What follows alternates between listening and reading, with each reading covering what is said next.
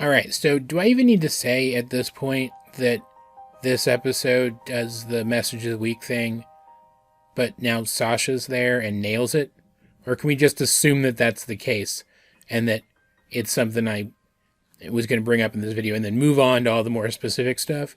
Because this episode does that twice with both of these episodes, and it was amazing. Like, I'm going to blow through this review relatively fast because a lot of the storytelling stuff, like the storytelling conventions that I could bring up here, that I could discuss here and praise here, I've talked about so many times with this show before. Like, I'm running out of ways to say that this is one of the most consistently quality shows I've ever seen, to the point that it's actually starting to get a little frustrating because I never feel like I have enough to say in these videos, and yet I always end up spending more time on a given episode than I even expected to.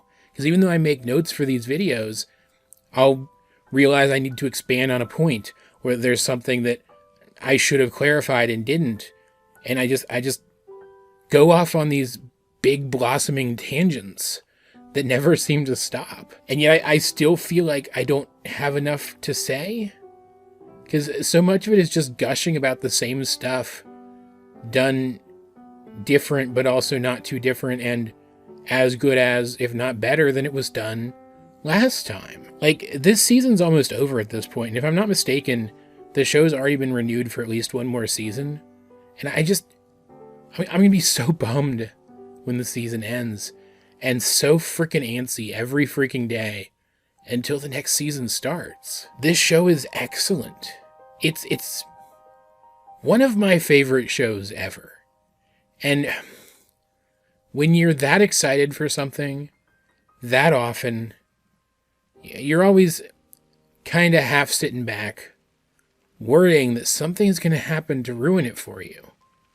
Like, even though that never happened with Steven Universe, for example, there are definitely points in Steven Universe that I feel could have been so much stronger than they were.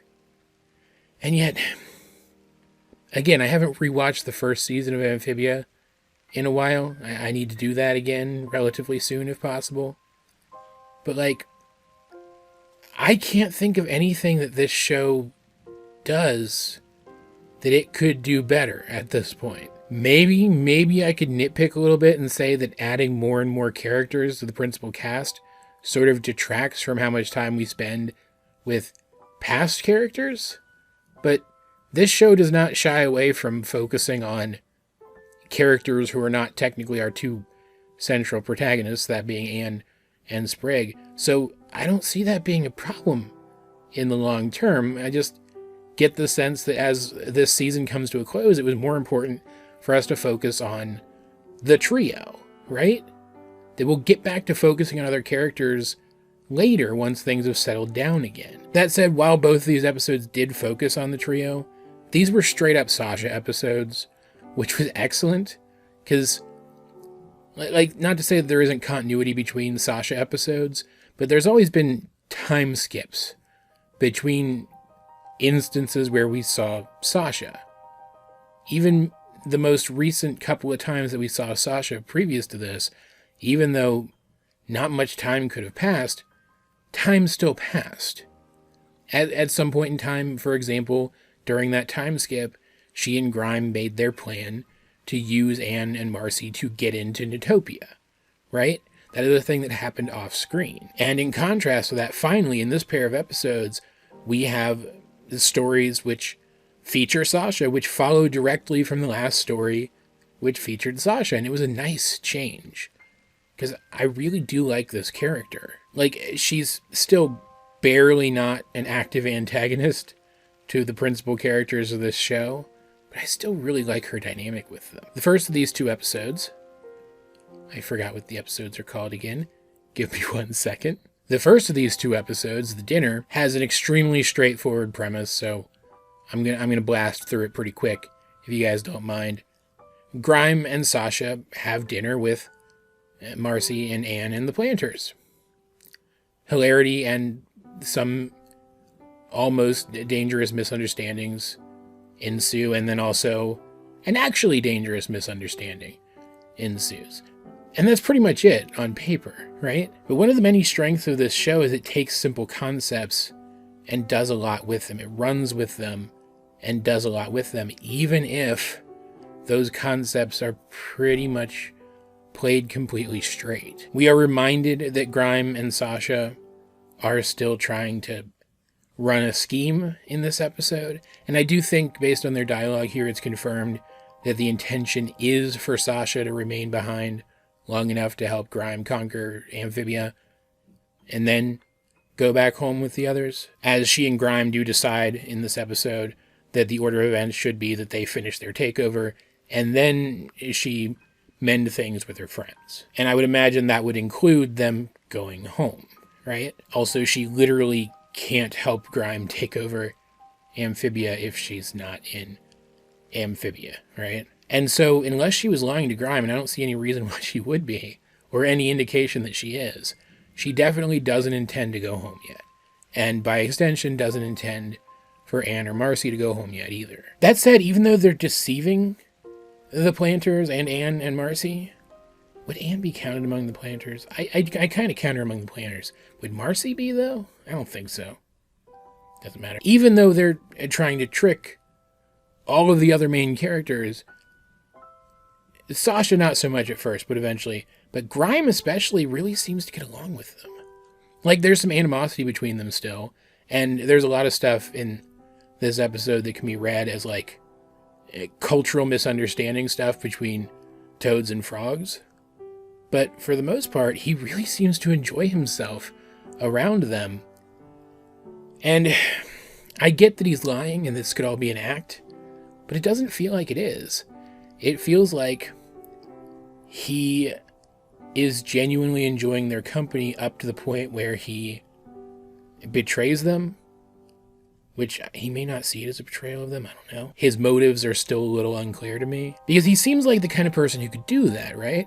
The kind of person who's ruthless enough that they could compartmentalize stuff like that, right? He could hang out with these people and have fun with them and still have every intention to throw them under the bus later. And I think this gives the other main characters, because Grime is quickly becoming a main character at this point, I think this gives the other main characters an interesting foothold in redeeming Grime, if that makes sense. Like, if he likes them, and then the king betrays them just as he plans to, or just as he will, it's unclear whether or not all of these betrayals are actually going to get a chance to happen, right? In short, if their motivations come to align a little bit more with his, I could definitely see him actually helping them and actually becoming friends with them, like for real in the long term, and that changing him for the better. Because that's a major theme of this show, how relationships and experiences, and having the right relationships and the right experiences can change you for the better. And even though I think the main point of this episode was definitely to give the trio a chance to actively work together this time instead of the more passive way that they work together in the Third Temple, the fact that that's the theme of this one, that the theme of this one is Sasha recognizing, being put into a situation where she comes to recognize what her friends actually bring to the table and realizing that she doesn't have to carry them in dangerous situations anymore. Even though that's the main point of this episode, because that is the main point of this episode, that spirit of cooperation that comes through in that theme could be foreshadowing that Grime is going to more earnestly collaborate with these people at some point in the future. Because one of the main bummers is why not following Sasha as much as we have the other characters, primarily Anne, but also Marcy at this point, right, is that she, thanks to her amphibian friend that she buddied up with here in Amphibia, has been growing and changing as a person. And yeah, she's been growing into a better person kind of in spite of Grime rather than because of him. But still, it's the same basic principle, right? Anne's relationship and experiences with Sprig made her better. Marcy's relationship and experiences with Andreas, and then a little bit with, what's her name? Oh, I know this. I know the character's name. Maddie, the witchy character. They have made her better. And Sasha's experiences with Grime and his lieutenants or whatever they were, right? And the things that she did with them and the things that she did to them made her better. It was specifically driving... It's Percy and something. I still don't remember. I even looked it up. But it doesn't matter. Specifically driving them away and seeing the kind of person she can be reflected in that is what has opened her up to wanting to be a better friend to Marcy and Anne in the first place. So she's been undergoing a similar journey to them. And even though we didn't see most of Marcy's journey either, we've had so much of it implied to us at this point that it kind of feels like we did. And we saw the entirety of Anne's. And then we've gotten more episodes that focused on Marcy in an environment where she's actively bettering herself, where we haven't really gotten many of those with Sasha. It feels like the time that we've spent with these characters and the care with which their growth has been conveyed to us has been uneven, but it's also still clear that Sasha has been growing and changing this entire time, whether it was always apparent to us or not. And in the end, when Grime does a traditional Toad thing and it almost gets them all killed, and it's Anne bringing them together, and then Sasha and Marcy using their strength and their intelligence, which ends up saving them and saving the evening. That kind of thing is going to leave an impact on Sasha, because when the danger first came about, her first instinct was to face it herself, which seems impulsive. It seemed like she was being impulsive, but based on literally everything aside from the first impression, it's pretty clear that she was taking care of her friends. Not exactly in like the kindest way, because the implication is that she didn't believe they were capable of taking care of themselves. It's not like she was trying to be self-sacrificing and take it all on herself. She just didn't think they could do it. But it had to have made an impression on her, seeing that they could, right? And I love their dynamic here too, because even though Anne is the one who kind of coordinates them and brings them all together, and Sasha uses her strength to distract the enemy, and Marcy recognizes that the enemy's stingers can penetrate its armor. Sasha's strength is not what saves them. Marcy's intelligence just allows her to pick up on the plan that Anne was sort of already half forming, and Marcy ends up defeating the creatures with a martial skill. So you get to see a little bit of the overlap in abilities that these characters have. They're not just their various magic traits. Like, overall, a ton happens in this episode. Like, I haven't even gotten a chance to mention that the planters are, like, actively distrustful towards Grime and Sasha throughout this entire thing, despite their best efforts not to be. And that whether he was entirely playing them or not, by the end, Grime seems to have won them over, and Sasha seems to have won them over, because just so much is happening here that it's hard to talk about all of it in a coherent way. And yet the episode itself never feels incoherent. All of these different layers of the story are presented to us in such a way that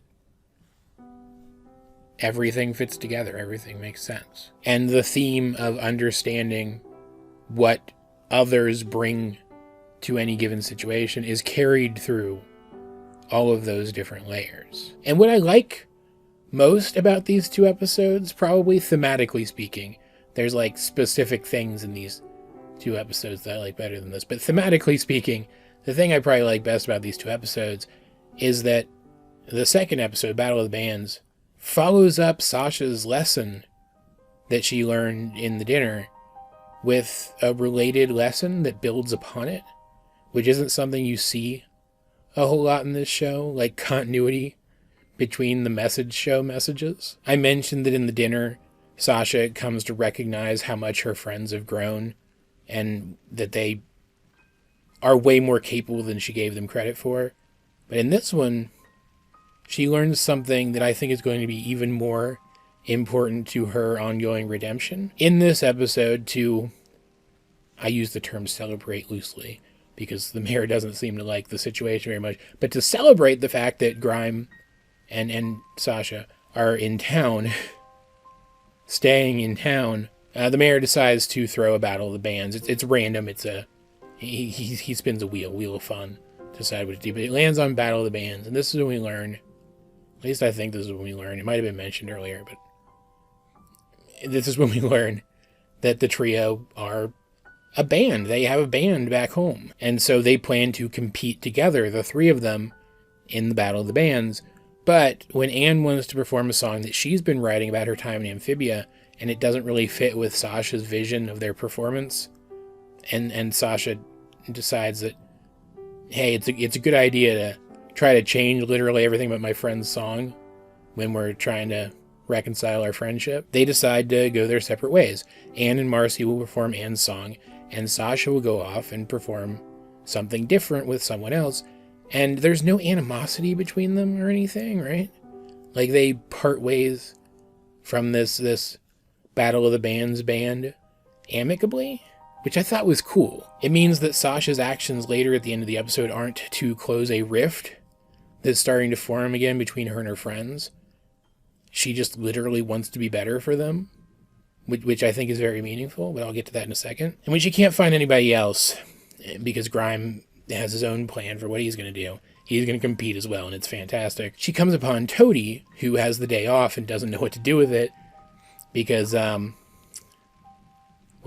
I don't want to get into, again, what his specific relationship with the mayor seems to be, but let's just say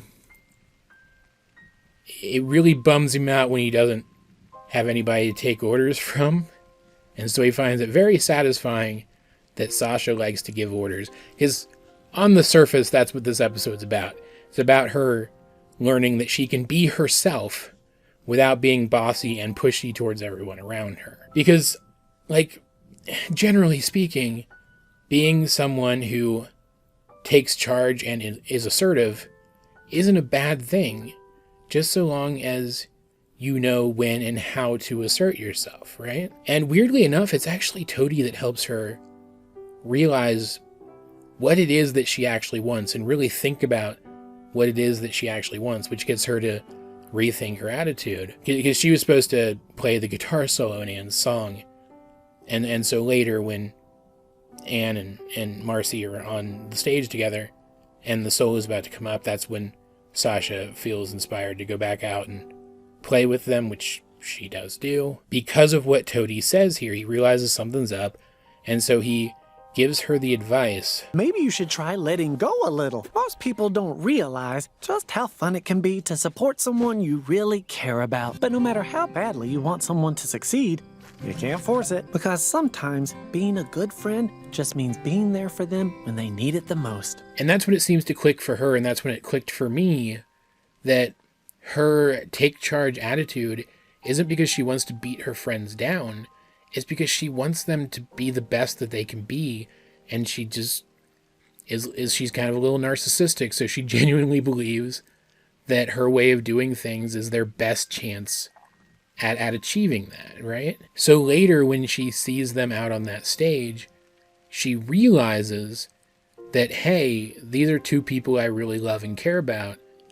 I'd really like to be out there with them, even if I'm not on point. And there are two songs in this episode. She gets a solo song that may have been implying that she's going to ruin her relationship with Anne again, but I hope it's just a misdirect. It's also worth noting, kind of offhandedly here, that it's when Sasha is playing that we see a pink stone that she's apparently picked up that she puts in her guitar, which gives off energy in the same color as her magic, which supports the whole the magic comes from the earth thing that I've talked about, but I don't really have anything new to say about that. I just wanted to point it out to you guys. And then the other song that Anne and Marcy start playing, but then Sasha finishes out with them, and they're both really good. And the reason why I think the potential implication of the first of the two, it's on YouTube. It was called Heart Stomper, I think. But the reason why I think it's kind of a red herring is that in the end, she makes the choice to dial back on that aspect of herself rather than really push things. And so I think when push comes to shove later, in a more dire situation, that's the same choice she'll make again, if that makes sense. Because Sasha even says, over the course of these episodes, that she likes who she is. And so it's clear that the show is not trying to change who she is fundamentally, just turn her into someone who expresses herself in a healthier way.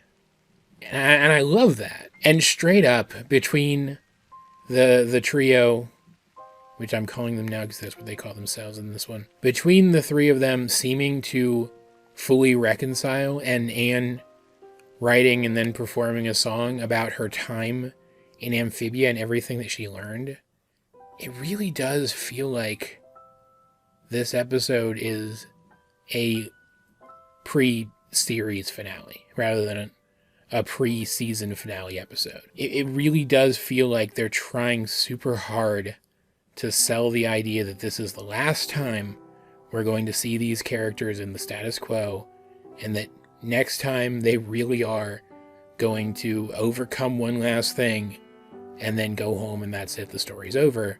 But the episode also reminds us that that's not what's going to happen, because as Anne is saying her goodbyes to everyone in town, because they're leaving the next day at this point, right? And she mentions that they're going to be going home. Marcy just looks so goddamn suspicious. And so there it is, right there, slapping us in the face. This isn't as cut and dry as it seems. But I do think that maybe the finality of this one was implying that maybe this upcoming season finale is going to be a series finale of a sort. That whatever comes after that is going to be a major shakeup of the status quo. Kind of what the journey to Newtopia sort of was, but maybe to a greater degree and more permanent. Sort of an Amphibia 2.0, if you will, which would be pretty in line with my predictions for the show up to this point. So it would totally make sense if that's what they're going for here. But I could also see this just being a red herring. Something for the viewers of the show who aren't as speculative as I am and aren't actively trying to predict where it's going, to lull them into a false sense of security so that the shakeup that happens at the season finale and the revelations that we get at that season finale have a greater impact. I think, is the season finale next week? It might literally be next week. It's coming up very soon, one way or the other. Again, I don't actually want to know. I like to be surprised. But I'm thinking about it, right? And it is upcoming very soon. And I can't wait. As I mentioned earlier in this same video, I'm going to be super bummed. And it's kind of bumming me out thinking about it, because that means the show's going to be off the air again, at least for a while. But I still can't wait. I'm so excited. I love this show a lot. And I loved these episodes a lot. They felt so impactful and like they moved the story forward so much. And yet, they were still just message of the week episodes. That's Amphibia's whole thing, right? They do the message of the week thing better than anything else. Like they really do. It's remarkable. And regardless of what else there is to say about this pair of episodes, I believe more so than I ever have before up to this point that whether she plans to betray them or not, technically speaking, Sasha really does want to do right by her friends. She is not a bad person. She just thinks that what she's doing is something that she can make amends for later. And at some point, she's going to have to realize otherwise. And it could go one of a few different ways. And I'm really looking forward to seeing which way it goes. I mentioned in my predictions section of last video, there's not going to be a predictions section in this one, but I mentioned in my predictions section in the last video that I think Marcy is going to end up as an antagonist-ish character, kind of like Sasha was for a while, and Sasha's going to be with Anne, like be around with Anne, kind of the way Marcy has been recently. But it's also possible that it'll be Anne alone again for a while, and that she'll just, reconcile with Sasha and then team up with Sasha for a while, the way that she eventually teamed up with Marcy. Or one of a half dozen to a dozen other shake-ups to the dynamic of the characters in this show. Like, this show is well-built and well-structured enough that I never feel like anything that happens out of nowhere, and yet I'm still not entirely sure where this show is going, and that's really exciting to me. As per usual, though, guys, I'd like to know, what did you think of this pair of Amphibia episodes, if you have seen them? Let's get a discussion about either or both going in the comment section down below. And while you're down there, you might as well like the video and share with anyone else you think might enjoy my content. Subscribe if you haven't. I'm trying to get myself out there, and I'd really appreciate it if you guys can help. You can also check out my social medias where I post all of these videos for those of you who don't get notified of their existence on YouTube, because YouTube sucks. Links to those will be in the video description. But either way, this has been AJ22, and I will talk to you guys later.